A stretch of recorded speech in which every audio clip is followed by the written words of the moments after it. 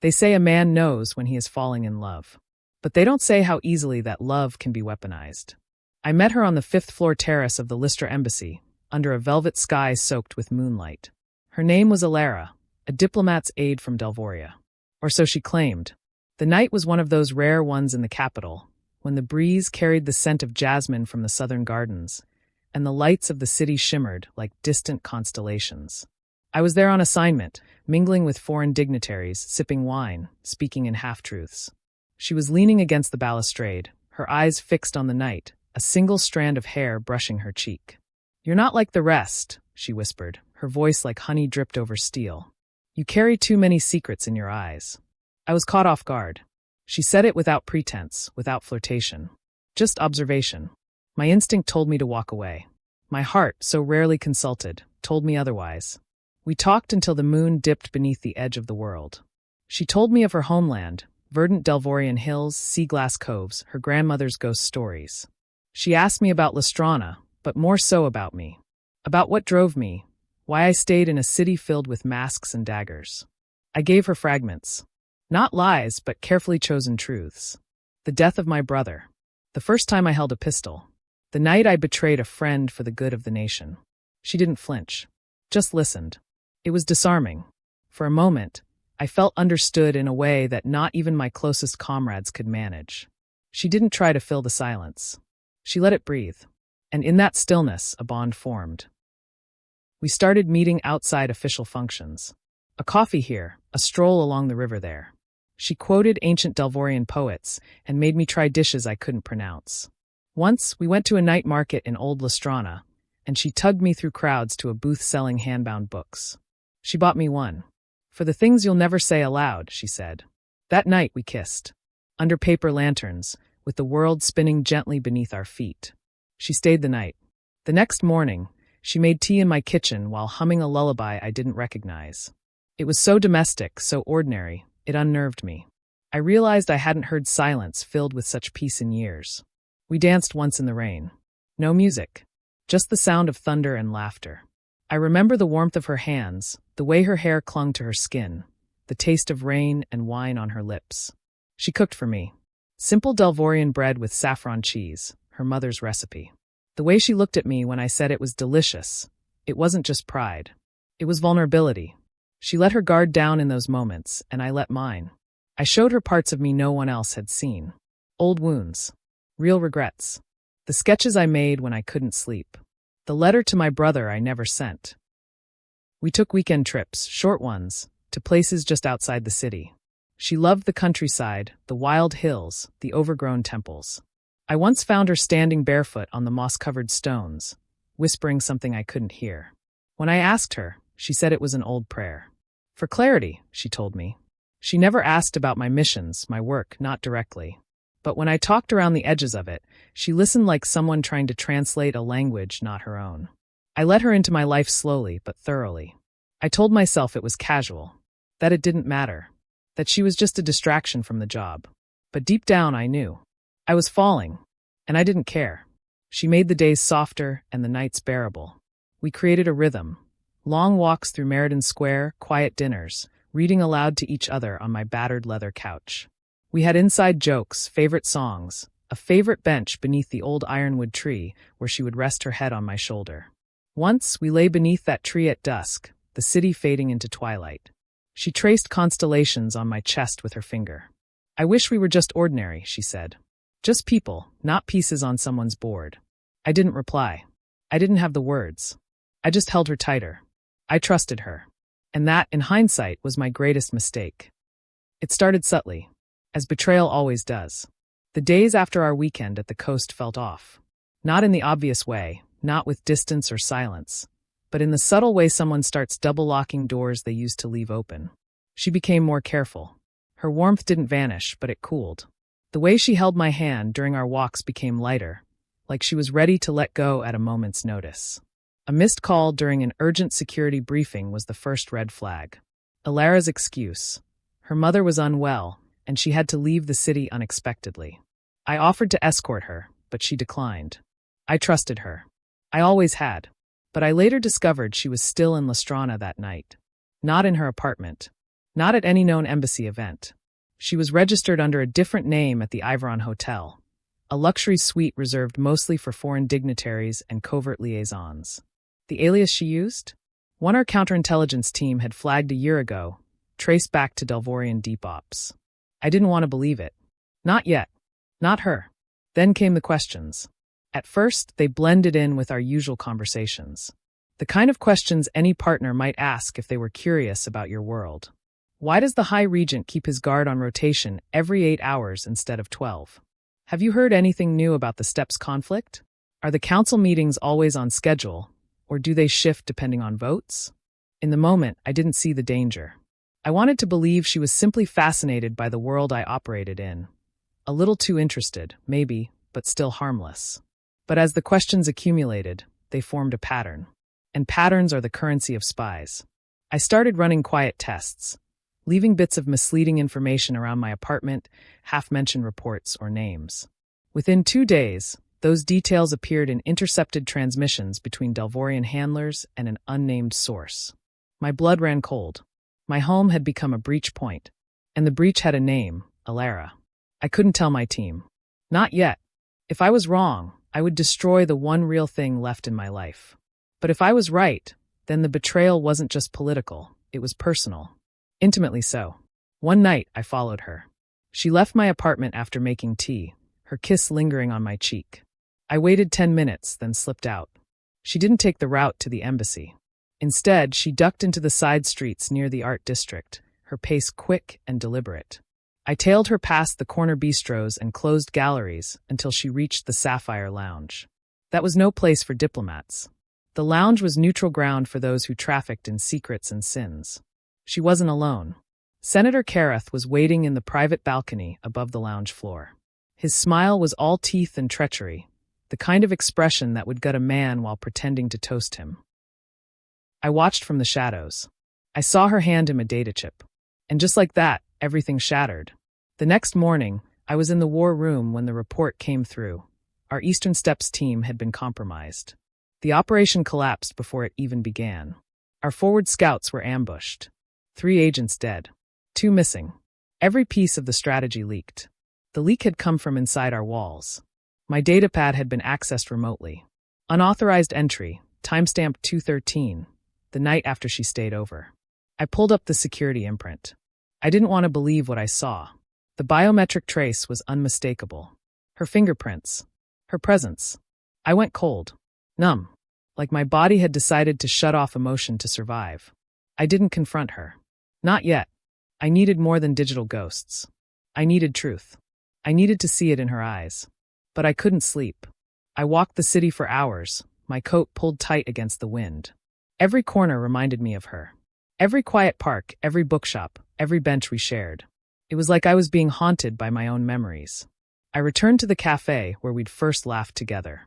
The scent of roasted beans and fresh bread was the same, but everything else was wrong. I sat in our usual spot and traced the rim of my mug with my thumb. Had her hand ever rested here? Had her laughter ever truly belonged to me? Or had I been living inside a lie, crafted with precision? In the days that followed, I stopped sleeping. My world blurred at the edges. Paranoia became my closest companion. I replayed every conversation we'd ever had. Was her smile in the garden sincere? Did she mean it when she said she loved the sound of my heartbeat against her ear? The doubt was cancerous. It crept into everything.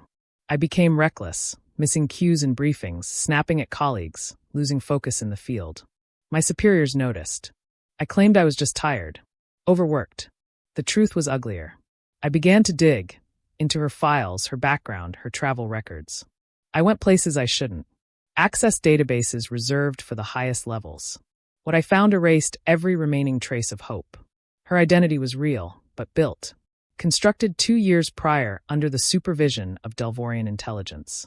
The real Alara had vanished months before I met her. This one, my Alara, was a ghost wearing borrowed skin. Still, a part of me clung to something fragile, something stupid. That maybe, just maybe, some part of it had been real. The bread. The poetry. The way she looked at me when I wasn't watching. But belief is a dangerous drug. And I was overdosing. The final confirmation came when my agency flagged a pattern of movement in her comms. Encrypted signals relayed to the border using council-grade encryption. The sender's algorithm matched hers. There was no denying it now. I sat alone in the rain, beneath the ironwood tree where she once whispered that she wished we were ordinary. I whispered back into the dark, so did I. I knew what I had to do. The confrontation had to happen. But not out of rage. Not for revenge. For closure. For truth. For the part of me still reaching across the void, hoping she would say it had all been a mistake. And so I sent a message, one line, a place, a time. The old observatory above Lake Arvin, where we once dreamed under stars. She arrived at the observatory just after nightfall, just as I knew she would. Elara always loved entrances that felt like poetry. Dramatic silhouettes framed by moonlight, the rustle of a coat as it catches wind just right. And true to form, she stepped through the ancient archway like a ghost returned to her crypt. The air was cool, crisp with alpine wind. My breath hung in front of me like smoke from a dying fire. I stood beside the old telescope, the one we used to marvel through, charting distant stars and pretending the future could be simple. She didn't speak at first. Her eyes flickered to the telescope, then to the roof where we once laid on blankets, talking about escape plans that were only ever fantasies.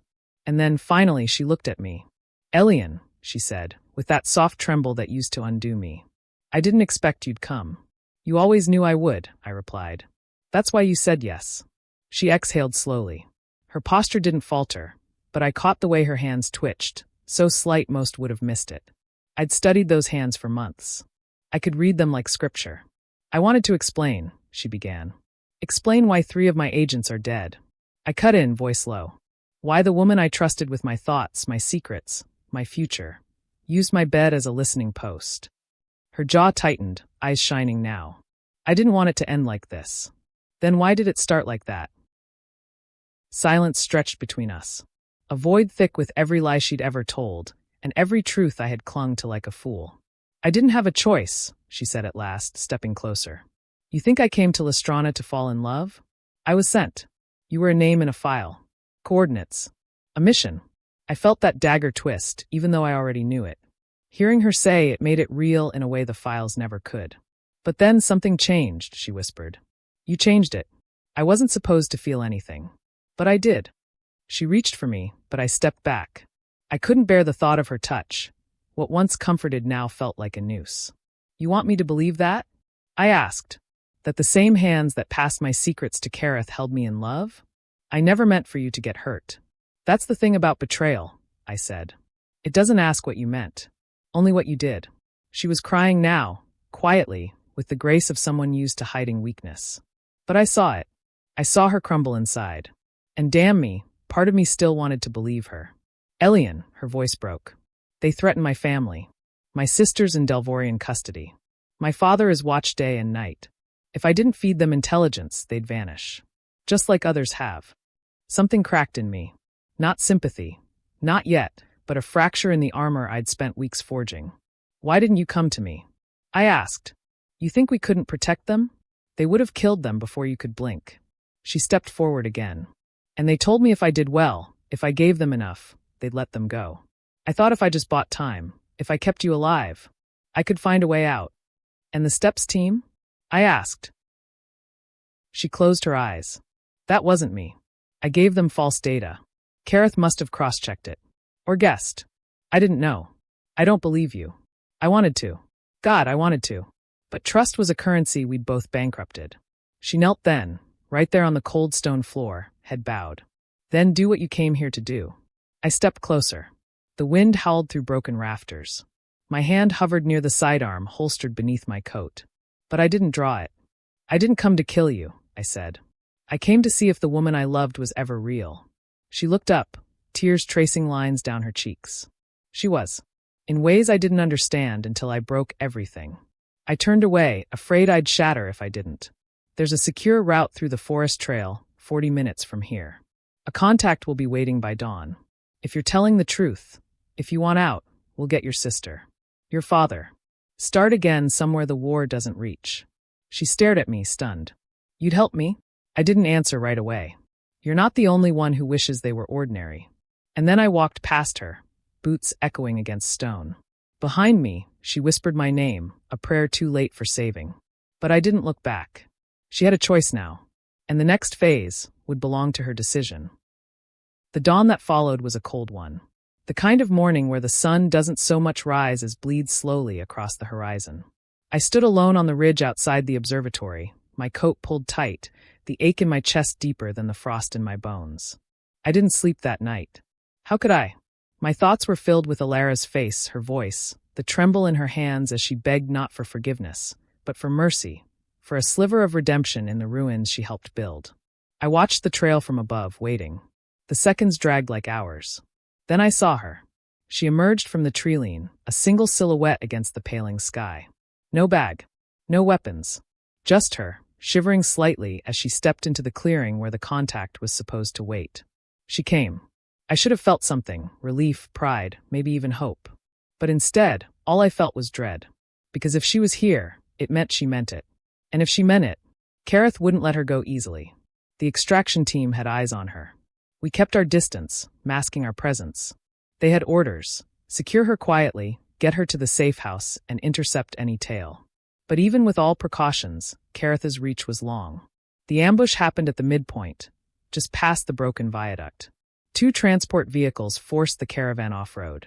Gunfire erupted like thunder in a summer storm. I wasn't supposed to intervene. I was supposed to be a shadow now. But when I heard the report over comms, I didn't think. I ran. By the time I reached them, the skirmish was over. 3 of our men were down. Alara was crouched behind the wheel of a flipped transport, her arms slick with blood, her eyes wide with something close to terror. And relief. I dragged her out, pressed her against the embankment. "You all right?" I asked. She nodded weakly. They knew. They knew I was running. "Of course they did," I said.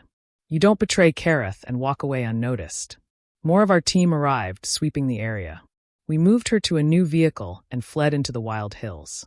No lights. No chatter. Only the engine's hum and the sound of her breath, ragged beside me. At the safe house, a buried bunker beneath a forgotten monastery, we stitched her up. She barely flinched. "You've done this before," I said, watching as she pressed gauze to her side. "I've had to." Her voice was quiet. "They test loyalty in creative ways." For days, we moved from place to place, avoiding cities, staying off-grid. She didn't complain. She didn't ask questions. She followed orders, stayed silent. Like she was trying to prove she could be part of something honest. And maybe she could. Maybe that was the most damning part of it all. That despite everything, I still saw the woman I once loved in the way she winced when our agents bled, the way she helped a wounded operative stand, the way she stared at the night sky like it held answers she was desperate to remember. Then came the mission. We had one shot at Kareth's forward command, the relay station embedded deep in the Valkyrian mountains. A strike coordinated with intel only Alara could provide. She knew the passcodes, the shift rotations, the timing of the signal blackout. We didn't ask her to go. She volunteered. "I have to end it," she said. "I helped build that house of lies. Let me burn it down." I looked her in the eyes, searching for a lie. But all I saw was conviction. We went in under cover of a storm. A 3-pronged assault, surgical, swift, brutal. I was with her on the east wing. We moved like phantoms through the dark, taking out guards with silence and precision. When we reached the control room, the lights flickered from red to blue. She tapped into the console, fingers flying across the interface. "Done," she said. "They're blind. You have 7 minutes." Then the alarm screamed. "They knew," she said, eyes going wide. "There's a backup, autonomous protocol. I didn't know." "Move," I barked, grabbing her arm. We fought our way out, bullets singing past us. One caught her leg. I carried her half the way. Blood trailed behind us like a red thread leading fate. When we reached the evac point, the last shuttle was lifting. They saw us. They came back. She passed out on the flight. We made it. The facility fell within hours. Without their comms, Kareth's field divisions collapsed. A dozen territories shifted. The war turned. And Alara? She lived. But only just. When she awoke, she didn't ask if we succeeded. She only asked if I was all right. I told her the truth. "I'm not.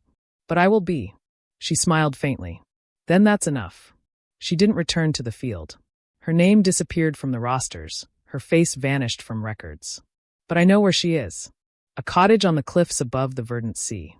Hidden. Safe. I visit her sometimes. We don't speak of the war. Or the betrayal. We speak of the stars. And every now and then, I almost forget what we lost. Almost.